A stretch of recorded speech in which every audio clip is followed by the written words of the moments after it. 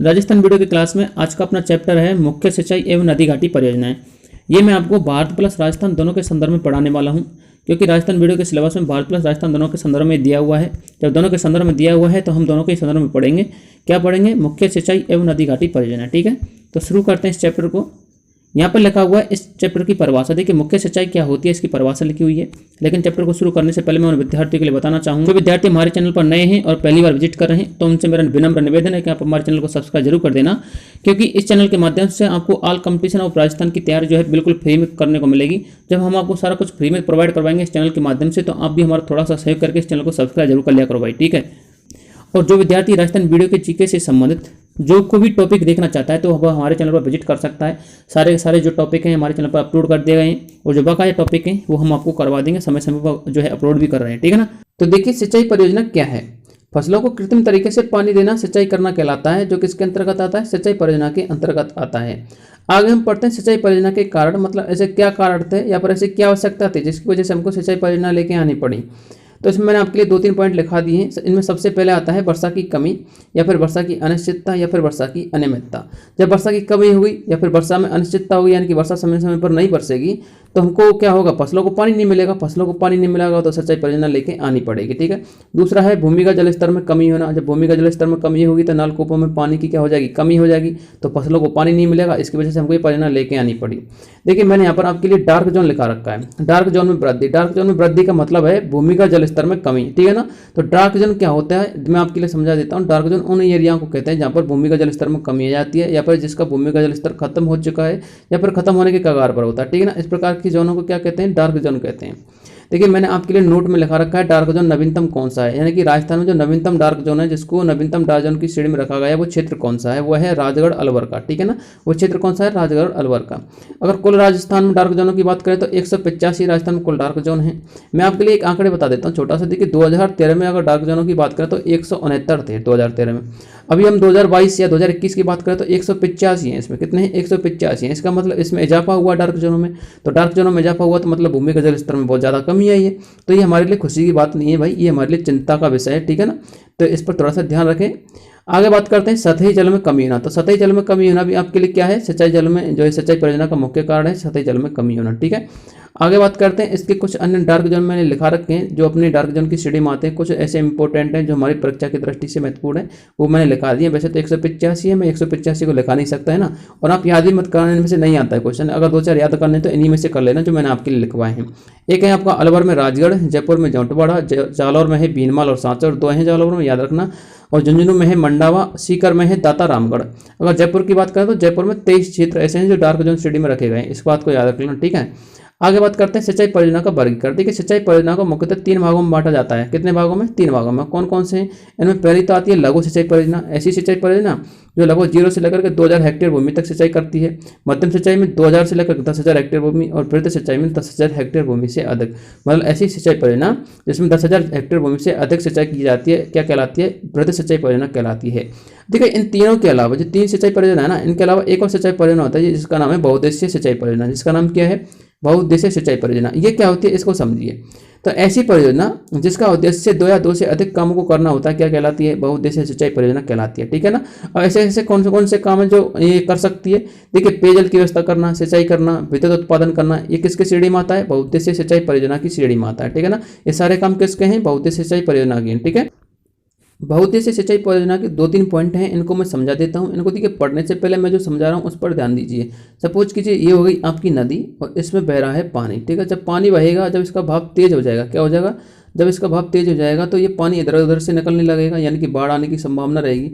जब इधर उधर के क्षेत्रों में क्या आ जाएगी? बाढ़ आ जाएगी। तो इस बाढ़ को रोकने के लिए क्या किया जाएगा? यहाँ पर एक बांध बना दिया जाएगा। बांध बना दिया, जब ये अतिरिक्त जल इस इधर से होकर के बह के जा रहा है, ये अतिरिक्त जल इसमें इकट्ठा हो जाएगा। और इसमें इकट्ठा हो गया तो इस जल का उपयोग कैसे कर सकते हैं? इस बांध से हम छोटी छोटी नहरें निकाल सकते हैं जो अलग अलग उद्देश्यों के लिए रहेंगी। तो इस प्रकार की नहरों को क्या कहते हैं? बहुउद्देशीय नहर कहते हैं। जो नहर सिंचाई के लिए काम आती है उसको क्या कहते हैं? बहुउद्देशीय सिंचाई परियोजना कहते हैं, यानी कि बहुउद्देशीय सिंचाई नहर वाली परियोजना कहते हैं। तो इस प्रकार से बांध बनाए जाते हैं। तो इन पॉइंटों में यही लिखा हुआ है। देखिए, ये परियोजनाएं नदियों के पानी को रोक करके शुरू की जाती है, मैंने अभी बताया था थोड़ी देर पहले। दूसरा क्या है? बांध क्यों बनाए जाते हैं और कहाँ बनाए जाते हैं? नदियों का जब बहुत तेज बहाव हो जाता है तो बाढ़ वाले क्षेत्रों में क्या बनाए जाते हैं? बांध बनाए जाते हैं। ठीक है ना। अब पढ़ते हैं बांधों के उद्देश्य, यानी कि बांधों के लाभ क्या क्या हैं, हमें बांध क्यों बनाने चाहिए। तो सबसे पहला है विद्युत का उत्पादन करने के लिए बांध बनाए जाते हैं, बाढ़ पर नियंत्रण करना इसका प्रमुख कारण है। दूसरा, सिंचाई व्यवस्था के लिए बांध बनाए जाते हैं, जैव विविधता को संरक्षित करने के लिए बांध बनाए जाते हैं।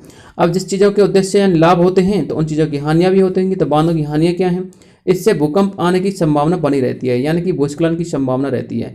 अब ये बात बताइए भूस्खलन की संभावना क्यों होती है। भूकंप वहाँ आते हैं, आपको बता दूं मैं, जिस जगह पर हम प्रकृति से छेड़छाड़ करते हैं। और आपको पता है ये बांध कहाँ बनाए जाते हैं, जहाँ पर बनाए जाते हैं जहाँ पर्वत और पहाड़ होते हैं। जब पर्वत और पहाड़ होते हैं, जब इनमें होल करोगे, आप इनको काटोगे आप, तो इनसे प्रकृति से छेड़छाड़ होगी ना, तो भूकंप आने की, भूस्खलन आने की संभावना बनेगी। रेत या बालू की कमी होगी, क्योंकि रेत बालू की कमी इस तरह से होगी, जब नदी आएगी बांध में गिरेगी तो नदी क्या लेके आती है, अपने साथ रेत लेके आती है, तो रेत किस में जाएगा, बांध में जाएगा। ठीक है ना। पानी की गुणवत्ता में कमी, क्योंकि स्वच्छ पानी वही होता है जो बहता रहता है, जो पानी इकट्ठा होता है उसकी पानी की गुणवत्ता में कमी जाती है। तो ये सारे के सारे इसके हानि है। ठीक है, आगे पढ़ते हैं। जैव विविधता में कमी होना, वनों का डूबना। वनों का डूबना एक तरह से ये समझ लीजिए, वनों को कटाई की जाती है। क्यों की जाती है कि जब बांध बनाओगे तो क्षेत्र खाली करोगे तो वनों की कटाई की जाती है, और जो छोटी मोटी वनस्पति होती है वो पानी में डूब जाती है। ठीक है ना, इस प्रकार से वनों का डूबना। आगे बात करते हैं राजस्थान में सिंचाई के साधन कौन कौन से, वो देख लीजिए। राजस्थान में सिंचाई के साधन बहुत सारे, तो वो कौन कौन से देखिए। एक तो है आपकी नहरें, नहरों से सिंचाई होती है, तालाबों से होती है, झीलों से होती है, कुआओं से होती है, नलकूपों से होती है। अब कौन कौन से क्षेत्रों में होती है, देखिए नहरों से तो होती है सर्वाधिक गंगानगर में। कहाँ पर, गंगानगर में। तालाबों से होती है भीलवाड़ा में, और झीलों से कहाँ होती है, उदयपुर में। कुआओं से कहाँ होती है, जयपुर में। और नलकूपों से कहाँ होती है, भरतपुर में। तो ये सारे के सारे सिंचाई के परियोजनाओं के जो साधन हैं और कौन कौन से क्षेत्रों में होती है, यहाँ पे इनको याद कर लेना। ठीक है, आगे इसमें एक नोट लिखा रखा मैंने, इस नोट को देखिए क्या लिखा हुआ है। राजस्थान में सर्वाधिक सिंचाई नलकूपों तथा कुआओं से होती है। ठीक है ना, और राजस्थान में सर्वाधिक जो सिंचाई वाला जिला है वह है गंगानगर। ठीक है, तो सर्वाधिक सिंचाई वाला जिला कौन सा है, गंगानगर। और सर्वाधिक सिंचाई किससे होती है, नलकूप तथा कुआओं से होती है। अब देखिए, अब देखते हैं हम एक एक नदी घाटी परियोजना, एक एक जो बहुउद्देशीय परियोजना है वो पढ़ते हैं एक एक परियोजना के बारे में। तो सबसे पहले हमको पढ़ना है भाखड़ा नागल परियोजना। तो भाखड़ा नागल परियोजना के बिंदु बताने से पहले मैं आपके लिए बता देता हूँ, इसका डायग्राम समझा देता हूँ। तो डायग्राम को समझने के लिए जो मैं समझाऊँ उसको अच्छी तरह से समझना। ठीक है ना। तो सबसे पहले मैं आपके लिए बता देता हूँ, इसमें एक सतलज नदी पर यह क्या है, भाखड़ा नागल परियोजना बनी हुई है। किस नदी पर, सतलज नदी पर बनी हुई है। इस चीज़ को तो आप कंठस्थ कर लीजिए। देखिए सतलज, रावी, ब्यास, चिनाब, झेलम, इनको समझा देता हूँ पहले, क्योंकि इन्हीं पर ये ज़्यादातर हम परियोजना पढ़ेंगे। जब यही समझ में नहीं आएंगे तो क्या समझ में आएंगे, मोटा मोटा सा समझा देता हूँ ताकि आपको ये सारे के सारी परियोजना समझ में आ जाए। देखिए ये तो हो गया आपका भारत। ठीक है, इस तरह से भारत का नक्शा हो गया, छोटा मोटा सा समझ लीजिए। तो यहाँ से क्या है, जम्मू कश्मीर से होते हैं, यहाँ पर एक तिब्बत है, तिब्बत में मानसरोवर झील से एक इंडस नदी जाती है, अपनी सिंधु नदी। ठीक है, तो सिंधु नदी जाती है, और यहाँ पर हो गया आपका हिमाचल प्रदेश, जम्मू कश्मीर वाला राज्य। अब यहाँ से क्या होगा, यहाँ से 5 नदी जाती हैं, 4-5 नदी। एक तो होती है आपकी चिनाब, झेलम, रावी, व्यास, सतलज, इस तरह से, और ये इंडस में जाकर के मिल जाती है। जो इंडस नदी जाती है आपकी पाकिस्तान में जाती है, तो ये इंडस में जाकर के मिल जाती है। तो इस तरह से झेलम, चिनाब, रावी, व्यास, सतलज, ये सारी की सारी नदियाँ किसकी सहायक नदियाँ, इस इंडस नदी की सहायक नदियाँ हैं। ये झेलम, चिनाब, रावी, व्यास, सतलज है ना, इन्हीं नदियों पर क्या बनाए गए हैं, बहुउद्देशीय सिंचाई परियोजना बनाई गई हैं, बांध बनाए गए हैं इनके पानी को रोकने के लिए। इनका जो अतिरिक्त जल, जो वर्षा के कारण अतिरिक्त बाढ़ आती है उस क्षेत्र में, तो उसको रोकने के लिए यहाँ पर क्या बनाए गए, बांध बनाए गए इन क्षेत्रों में। ठीक है ना, तो ज़्यादातर इन्हीं क्षेत्रों में सिंचाई परियोजना बनाई गई इन्हीं बांधों में। तो देखिए ये तो हो गई आपकी सतलज नदी। क्या होगी, सतलज नदी। ठीक है ना, ये कहाँ से होकर आ रही है, हिमाचल प्रदेश से होकर आ रही है। अब समझिए, सतलज नदी पर एक बांध बना हुआ जिसका नाम है भाखड़ा बांध। क्या है, भाखड़ा बांध। ये कहाँ पर बना हुआ है, बिलासपुर में बना हुआ है, हिमाचल प्रदेश में। तो इस पॉइंट को आप अच्छी तरह से याद कर लो, कहाँ पर बना हुआ है, बिलासपुर में, हिमाचल प्रदेश पर। कौन सा बांध है, भाखड़ा बांध। अब इस भाखड़ा बांध के पीछे एक झील बनी हुई है, देखिए ये दिखाई दे रही होगी आपको। इस झील का नाम है गोविंद सागर झील। इसकी भी अपने आप में खासियत है, क्योंकि ये मीठे पानी की सबसे बड़ी झील है भैया, मीठे पानी की सबसे बड़ी झील है भारत की गोविंद सागर झील। ठीक है ना, तो ये कहाँ पर बनी हुई है, भाखड़ा बांध के पीछे, इस बात को याद रखना। अब देखिए भाखड़ा बांध की अगर बात करें तो गुरुत्व की दृष्टि से सबसे ऊंचा बांध है भाखड़ा बांध। ये किसकी दृष्टि से, गुरुत्व की दृष्टि से। अगर वैसे बात करें इस बात का सबसे ऊंचा बांध टिहरी बांध है, याद रखना। कहाँ है, टिहरी बांध है। कौन सा बांध है, टिहरी बांध है। और यदि गुरुत्व की दृष्टि से बात करेंगे तो गुरुत्व की दृष्टि से हो गया आपका भाखड़ा बांध। ठीक है, अब इस भाखड़ा बांध से जस्ट 13 किलोमीटर दूर, कितने किलोमीटर दूर, 13 किलोमीटर दूर, ये रखा। तो जस्ट 13 किलोमीटर दूर एक और बांध बना हुआ है जिसका नाम है नागल बांध। क्या बांध है, नागल बांध। ये कहाँ पर बना हुआ है, रोपड़ नामक जगह है पंजाब में। तो इस भाखड़ा बांध से 13 किलोमीटर की दूरी पर एक और बांध बना हुआ है पंजाब में, जो कि रोपड़ नामक जगह पर बना हुआ है, जिसका नाम है नागल बांध। अब देखिए नागल बांध से क्या है कि 2 नहरें निकाली गई हैं। कितनी नहरें, 2 नहरें। एक का नाम तो है नांगल नहर और एक का नाम है बिस्त दोआब नहर। अब इनका उपयोग कहाँ कहाँ किया जाता है ये समझिए। देखिए नांगल नहर का उपयोग 3 राज्य करते हैं। कौन कौन से, एक तो पंजाब, एक हरियाणा, एक राजस्थान। यदि हम राजस्थान के संदर्भ में बात करें तो राजस्थान जो है इस नांगल नहर के पानी का कितना यूज करता है, 2.3 लाख हेक्टेयर भूमि पर सिंचाई करता है बस। और अगर नांगल नहर की सर्वाधिक यूज की बात करें तो कौन सा जिला करता है राजस्थान का, हनुमानगढ़ करता है। सर्वाधिक कौन सा करता है, हनुमानगढ़। अब दूसरी नहर की बात करते हैं। दूसरी नहर है इसकी बिस्त दोआब नहर, जो सिर्फ पंजाब में बहती है और सिर्फ पंजाब ही उसकी सिंचाई के लिए उसका पानी का उपयोग करता है। ठीक, नांगल बांध में राजस्थान का जो हिस्सा है 15.22% है। कितना है, 15.22%। यानी कि नांगल बांध में जितना भी जल है उसमें से 15.22% कौन यूज करेगा, राजस्थान यूज करेगा। तो इस बात को आप याद रख लेना, क्योंकि अब इस बात को आप ऐसे भी याद रख सकते हो, जो कि भाखड़ा नांगल परियोजना है ना, भाखड़ा नांगल परियोजना, इसमें लगभग आपका 15.22% हिस्सा किसका है, राजस्थान का। इस पूरी परियोजना में 15.22% हिस्से जो जल आता है उसका उपयोग राजस्थान करेगा। अब 15.22% हिस्सा कौन से बांध का जल है, यह है आपका नांगल बांध का, जो कि कहाँ पर है, रोपड़ है, पंजाब में। तो इस तरह से आपके लिए समझ में आ गई होगी भाखड़ा नांगल बांध परियोजना क्या है। अब इसके नीचे मैंने आपके लिए इसके पॉइंट लगा रखे हैं, इसके बिंदु लगा रखे हैं, उनको समझ लीजिए। देखिए, ये जो भाखड़ा नांगल परियोजना थी इसमें किसका सहयोग था, वित्तीय सहयोग की यदि बात करें तो पंजाब हरियाणा राजस्थान का था। किसका था, पंजाब हरियाणा राजस्थान का। तो इसमें वित्तीय सहयोग था, हिमाचल प्रदेश मत कर देना, कहीं हिमाचल प्रदेश कर दो, ठीक है ना। हिमाचल प्रदेश का कोई सहयोग नहीं था इसको बनाने में, भाखड़ा नांगल परियोजना को। और नदी कौन सी थी, सतलज नदी थी। उसके बाद एक नोट लगा रखा मैंने, समझिए भाखड़ा नांगल समझौता हुआ था 1959 में। कब हुआ था, 1959 में, जो मैंने अभी थोड़ी देर पहले आपके लिए बताया था। इस 1959 समझौते में क्या किया गया था, इसके तहत राजस्थान का इस पूरे समझौते में 15.22% हिस्सा निर्धारित किया गया था। तो पूरी परियोजना में इसका कितना परसेंट हिस्सा है, 15.22% हिस्सा राजस्थान का, ठीक है ना। नेहरू ने भाखड़ा बांध को चमत्कारी विराट वस्तु की संज्ञा दी। क्यों दी, क्योंकि ये सबसे ऊंचा है, सबसे ऊंचा गुरुत्व की दृष्टि से, वैसे टिहरी बांध है, तो इसको चमत्कारी विराट वस्तु की संज्ञा कितने दी, नेहरू ने दी थी। आगे बात करते हैं भारत के संदर्भ में। भारत का प्रथम ऊंचा बांध है टिहरी बांध, मैंने अभी आपको बताया था, यह उत्तराखंड में है। और भारत का सबसे दूसरा ऊंचा बांध है भाखड़ा बांध। सबसे बड़ा दूसरा ऊंचा कौन सा है, भाखड़ा बांध। यदि गुरुत्व की दृष्टि से देखेंगे तो सबसे पहला भाखड़ा बांध, ठीक है ना। इसको याद रखना, ठीक है, क्वेश्चन कैसे भी आ सकता है। अब इन भाखड़ा और नांगल बांधों के बारे में कुछ पढ़ लेते हैं। विशेष बात क्या है, तो नांगल बांध के बारे में तो कुछ ऐसा है नहीं, लेकिन भाखड़ा बांध के बारे में पढ़, क्योंकि भारत का सबसे ऊंचा बांध है अगर देखें गुरुत्व की दृष्टि से। तो अब देखिए इसके बारे में क्या है।